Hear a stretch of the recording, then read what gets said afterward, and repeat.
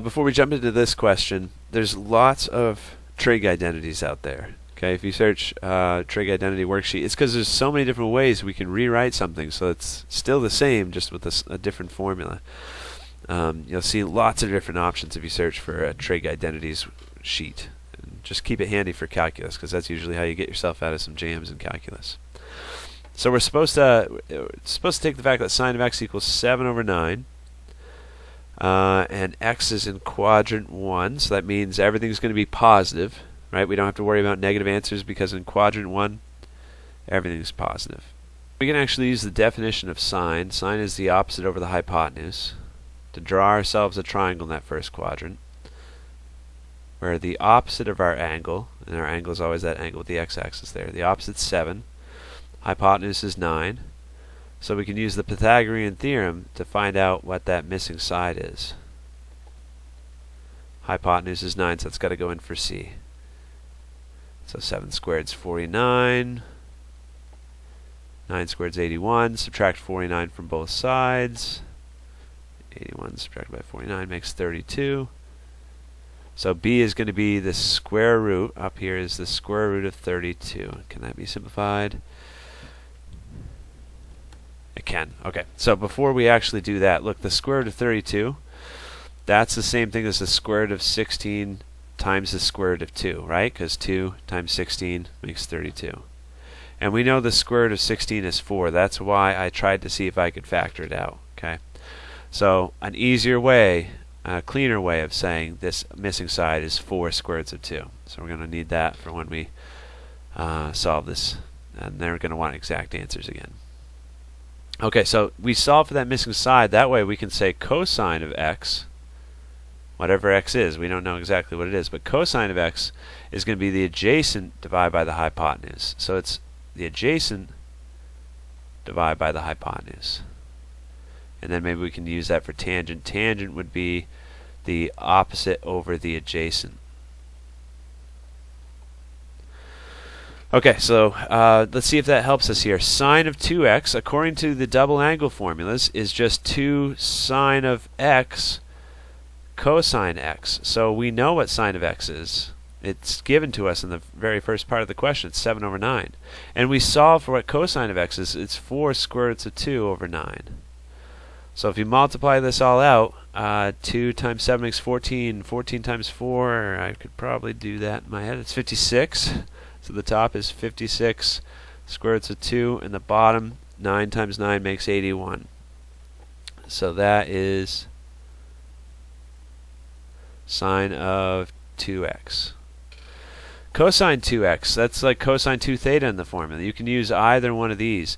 I'm going to use this one, I guess. Could have got it with any of the other ones, because we know these values. Actually, let me see if I can clear that. Nope.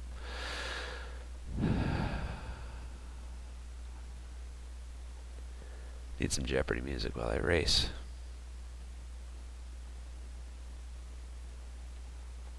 Okay.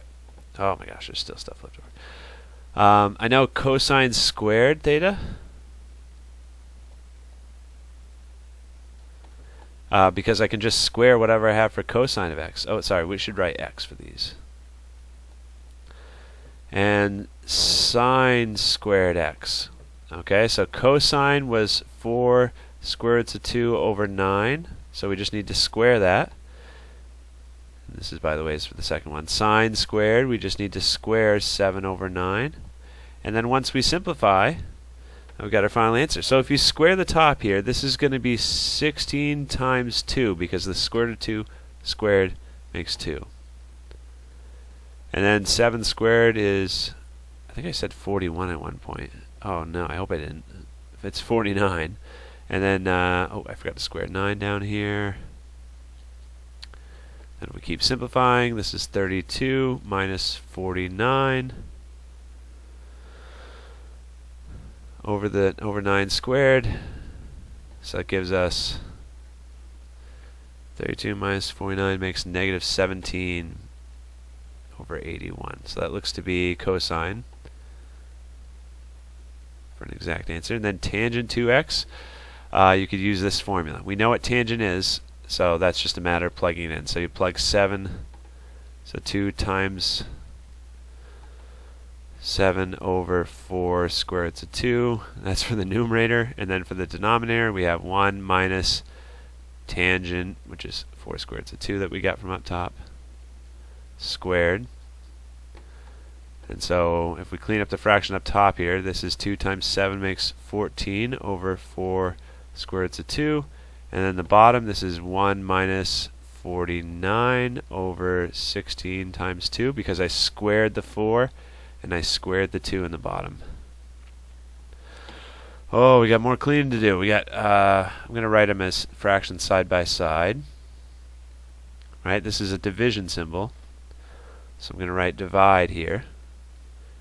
And then it's 1 minus 49 over 32, which 1 is just 32 over 32, right?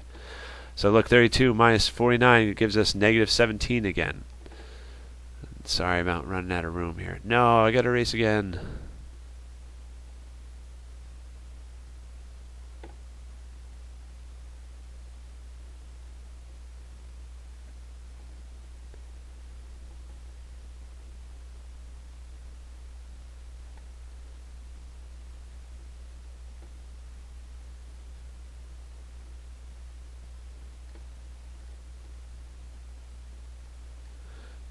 Okay, so down bottom here, this is 14 over 4 square roots of 2, and it's being divided by, we got 32 minus 49 makes negative 17 over 32. So just some fraction arithmetic. We got to flip and multiply the second fraction.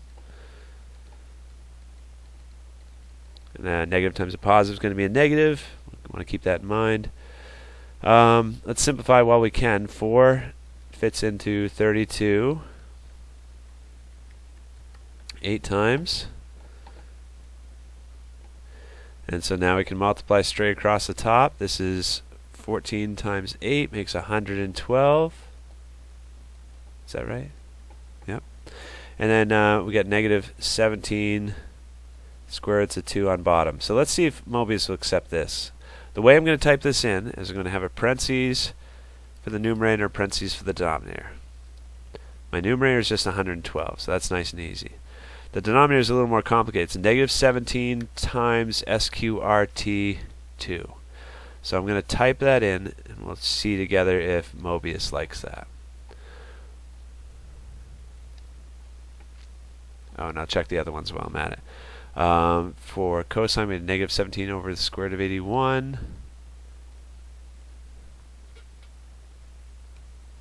Wait, did we? What did we have? Negative 17 over 81. I said square root, but negative 17 over 81. And sine, I forgot what that one was too. We said, 56 square roots of 2. So you got to do parentheses for the numerator, parentheses for the denominator. 56 times SQRT2, and then divide that by 81. Let's see if it likes it. Yeah.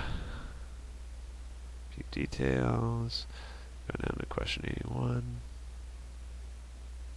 Okay, phew, I liked it because that was a lot of work.